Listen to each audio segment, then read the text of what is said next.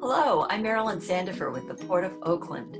This is your port update, a summary of activities at the port. The Port of Oakland is under full operations, even though the shelter-in-place order has been extended to combat coronavirus. To talk about how the port is managing through the pandemic, joining me today is Port Executive Director Danny Wan. Hello, Danny. Hello, Marilyn. How are you? I trust you're staying healthy. I am. Thank you very much, and I hope you are too. First, I have just a few questions for you. To start with, how is the port managing in terms of staff through this crisis? Port staff is responding beautifully. I'm very grateful that we are all working together to keep the port operating as an essential service.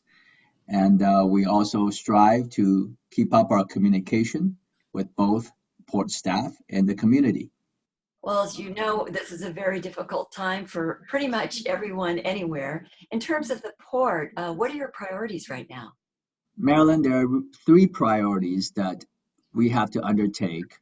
First, we have to make sure that we minimize the exposure of our port staff and the public to the COVID-19 virus. We've done that through many ways.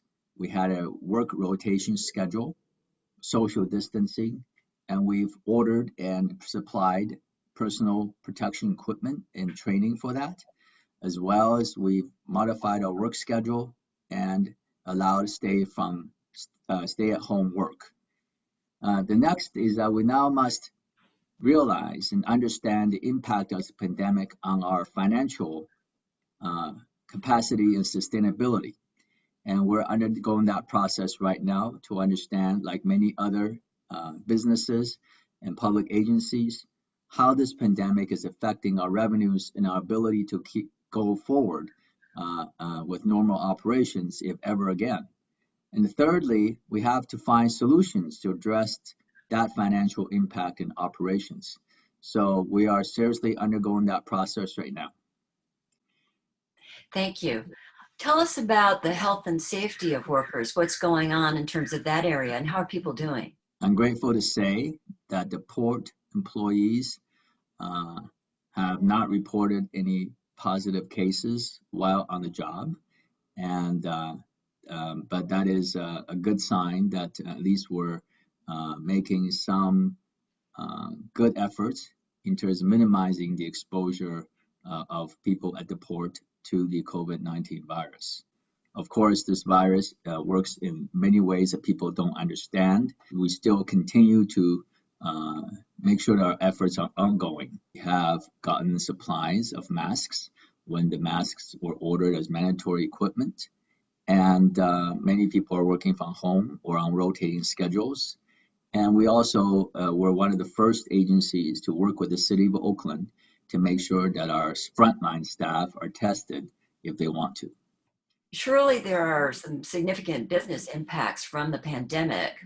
Can you tell us about those in terms of your business overall, and then also perhaps regarding aviation and maritime specifically? The port operates three lines of business: the airport, the seaport, as well as visitor-oriented businesses and commercial real estate. And unlike some other public agencies that provide public service, we do not get any tax revenues to support our operations. Therefore, we have to get revenues from our operations. But there is the problem. The airport, for example, is off 95%. In other words, we only have about 5% of normal passengers going to the airport. Many businesses facing that kind of drop-off in business will probably close down, but we have to continue operating and continue to expend money to keep that operations going. The seaport is a little brighter. Nonetheless, volume in March was down 11%, and there has continued to be cancellations of ships coming to visit the port in the future months. So we do expect steep losses both this fiscal year ending June 30th, and even worse next fiscal year in fiscal 21, because then we are feeling the effects of the pandemic for a full 12 months. How are you going to deal with this? What are the solutions that you see for being successful moving forward, keeping the port viable safe and there for long-term stability? One of the issues about this emergency is its unpredictability. So if you ask 5 experts about when they think this pandemic will start to get better and that people will start want to travel again or questions like that, you get 5 different answers because nobody quite knows. So formulating a response to this kind of fast-moving and unpredictable crisis is very difficult. Immediately, we've stopped many costs that are deemed not necessary right now. We've stopped hiring most jobs. We've stopped spending many expenditures that we don't need to do right now. We stopped traveling, and we're cutting budgets in terms of our investment in capital. But that is unfortunately still not enough. So we are looking at what else to do in order to keep our port financially sustainable. Looking forward, what do you see as the business outlook? The business outlook for the airport is very unpredictable. It depends on when the public feels comfortable flying again. The seaport industry really depends on how the shipping industry fares in terms of how Asia, for example, is responding in terms of manufacturing capacity and in terms of the consumer demand in the United States. Even though many people are now going to the store to buy groceries and toilet paper, people have stopped buying many big ticket items such as cars, refrigerators, appliances. And if those consumer spending stops or slows down significantly, the shipping industry may also be in a world of hurt. The outlook is financially challenging for a lot of businesses, including the port right now. Is the port getting any federal funding relief?